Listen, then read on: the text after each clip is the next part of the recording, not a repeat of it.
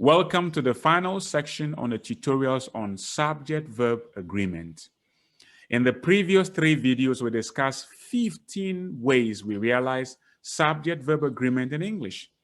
In this video, we're going to discuss 7 more. So let's get right into it. Rule number 16 says, when gerunds are used as the subject of a sentence, they take the singular form of the verb.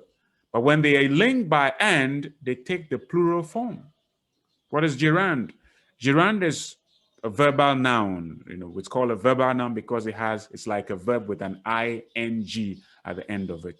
So we have, for example, standing in the water was a bad idea. So the gerund part is standing in the water.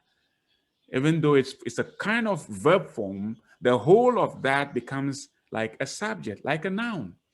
Standing in the water was a bad idea. So standing in the water, singular.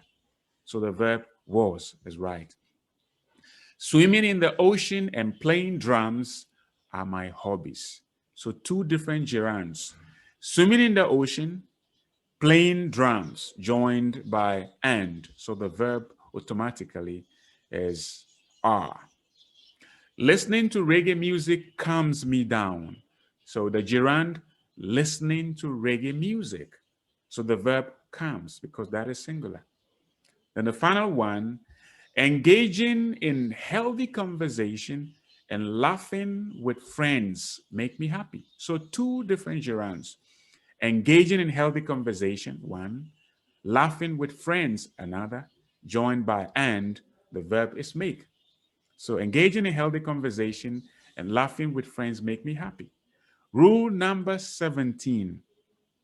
Collective nouns like herd, senate, class, and crowd take a singular or plural verb depending on the meaning the speaker or writer intends to put across. So if the writer or the speaker sees these as a unit, the writer and the speaker will use the singular verb. If the writer or the speaker sees them as individuals in the unit making a unit, the writer may use a plural verb. So there really isn't anything wrong with using a singular verb or a plural verb for collective nouns. It depends upon what you want to put across. So if you use a singular verb, you see the collective noun as a single unit. If you use a plural verb, you see it as individuals in the unit. The choice is yours. So you can say the herd are stampeding. Someone can say the herd is stampeding. Both are correct. The crowd was silent and listened to the speeches attentively. The crowd. Someone could say the crowd were silent because the crowd, thinking of the crowd as individuals making up the crowd. Somebody may see it as a single unit. The choice is yours. So the herd is stampeding. The crowd were silent. So either way, grammatically, it's correct. It only depends upon what you want to put across in terms of meaning when you use collective nouns. That is why usually this is not tested as to grammar, whether it is wrong to say the head are or the head is. It's not a test item usually. The rule number 18, titles of books, of movies, novels, etc. are treated as singular and take a singular verb. So number 1, Great Debaters is a wonderful movie you must see. So Great Debaters is a title of a movie.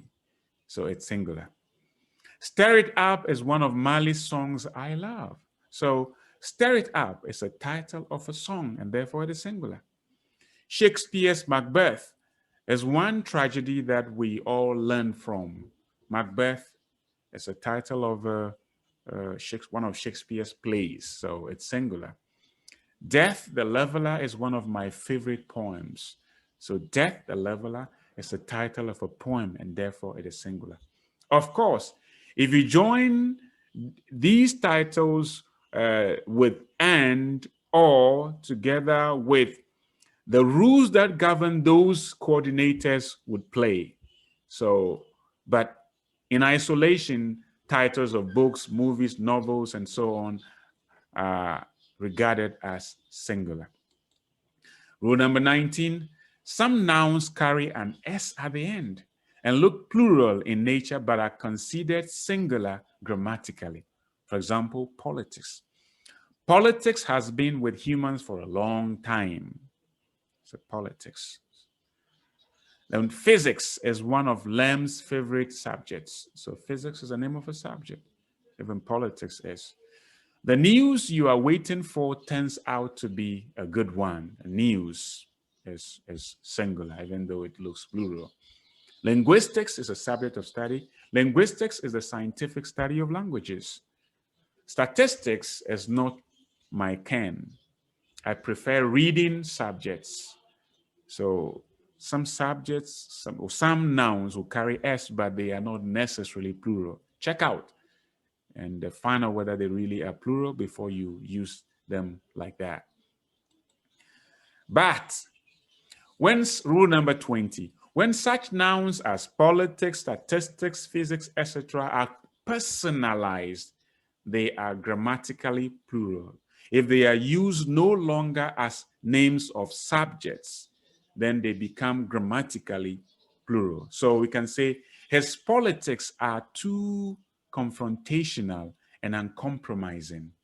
His politics are. So the politics now belongs to an individual, no more politics in general.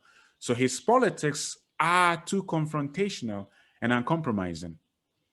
I have noted that James' statistics are not good enough for the company. James' statistics. No, so that is about James, not the subject statistics. To be able to survive the storm and wind and swim ashore, your physics are important. No more the subject of study, but your physics. So once these ones are personalized, they become plural, no longer singular. English is interesting, isn't it? Then we have rule number 21. We have summation of plurals. What is that? This refers to tools and articles of dress consisting of two parts. Such nouns are used in the plural. However, if the expression a pair of is used before them, they are considered singular. So, my glasses are old. I have to change them. My glasses, you can see 1, 2. My glasses are old. I have to change them, not it, because glasses. But if once I say number 2, a pair of glasses was found on the counter, it's the same thing. But once you say a pair of glasses, you use singular. A pair of glasses was found on the counter. Then number 3, those trousers are too big for Roger. Those trousers are too big for Roger. Trousers too big for Roger. They are too big for Roger. But a pair of trousers costs very little during these seasons. A pair of trousers costs very little during these seasons. Once you use a pair of, with those nouns, you use singular. Without a pair of, you go for the plural. Another interesting rule. Then we have rule number 22. Remember, only the subject affects the verb. Once you know that nothing else affects the verb but the subject, all you need to do is identify the subject, which could be a noun, groups of words, a pronoun, or pronouns.